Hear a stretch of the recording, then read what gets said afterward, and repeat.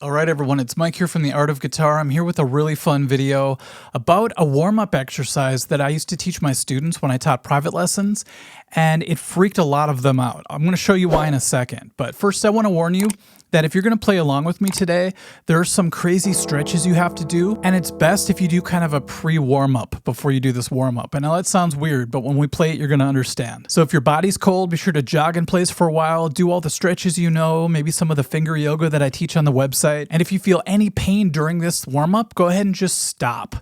Don't push your hand too far right off the bat. You can catch up later if you want to. Now, because I'm going to be stretching my hand quite a bit, I'm actually going to move the guitar over to my other leg. I like to do this whenever I have to play up high and do some crazy stuff for a long period of time.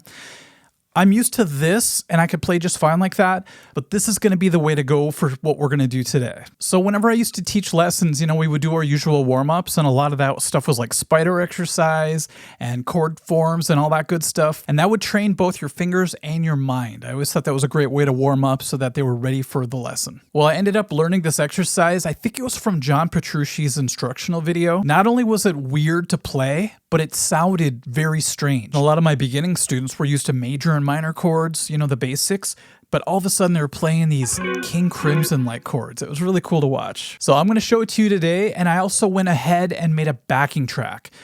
So instead of just teaching you the exercise, which you can totally do on your own free time, that's totally fine, but I'm going to be playing a backing track during the lesson, and then I'll put it at the end of this video so that you can practice along to it. Okay, so for the exercise, all we're going to do is make this diagonal shape. We're going to take our index finger and move it to the 5th string, 9th fret.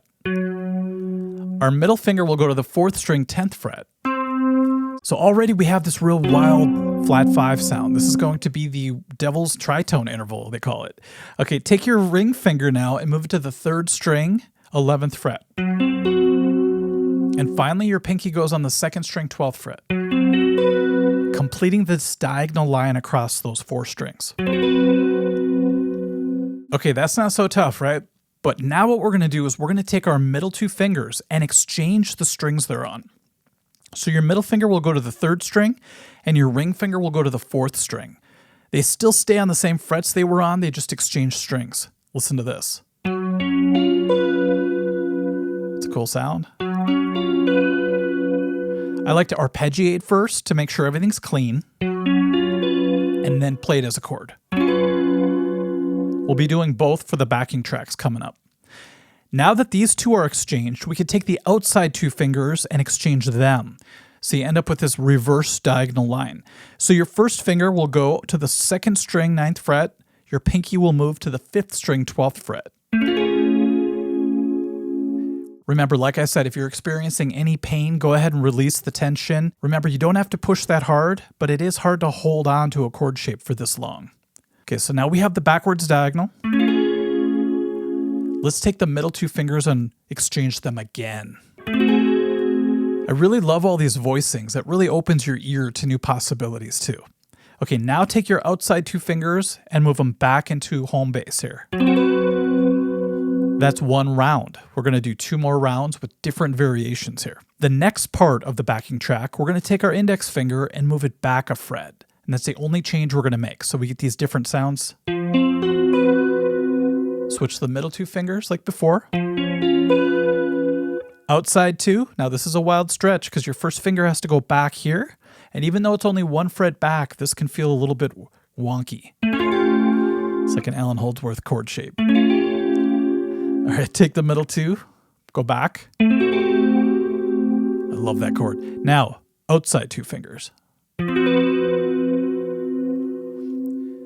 Now, during the track, we're going to bring our index finger back in and do a whole nother sequence of just the home base one that you've started off with, just so you can get back to the middle, kind of recalibrate a little bit. After that, we're going to take our pinky, move that forward 1 fret. Do everything else the same. Outside 2, this could be a pretty hefty stretch right here with the pinky.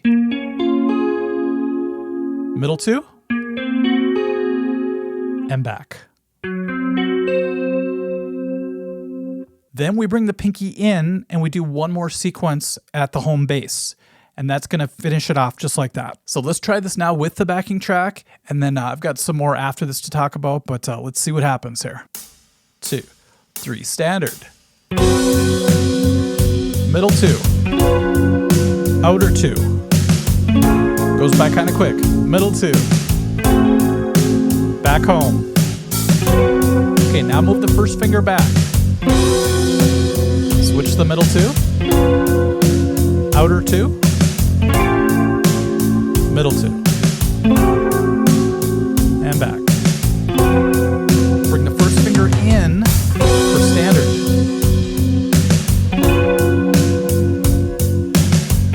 Remember, you can slow the video down too.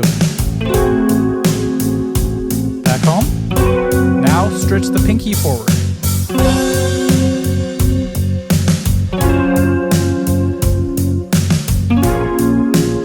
Oh, I love that switch. And back. Let's bring the pinky back in. This should be your relaxing sequence. Outside. Middle. And finish strong. How does your hand feel? If it hurts a little bit, shake it off, do the stretches, keep that hand healthy, okay? It's not just your hand either. It's your palm, it's your wrist, it's your forearm, and can even be your elbow too. Just a few quick things. There's another way to do this that's a level beyond, but I don't want to show it here because I've had too many students start to have hand aches after doing it too early. So I think I'll save that one for the website later on. And speaking of the website, I'm also going to do the next section of this lesson there, and that's where we're going to have a whole nother backing track, and we're going to be doing a variation on this very same exercise that's going to give you even more of an insane reach. But even if you just do the first one, you have a lot to work with, and it's really going to be beneficial for you almost immediately. That connection between the brain and the fingers is going to get a lot more solid. Your flexibility and your stamina is going to increase as well. So you're going to have this brand new command and control of your fingers. It's going to be great. So website members, stick around for the next part. Everyone else, we will catch you at the next video on YouTube. Okay. Thanks. Bye-bye. Okay, members, here's what we're going to do. We're going to take that same concept, but we're going to move our outside finger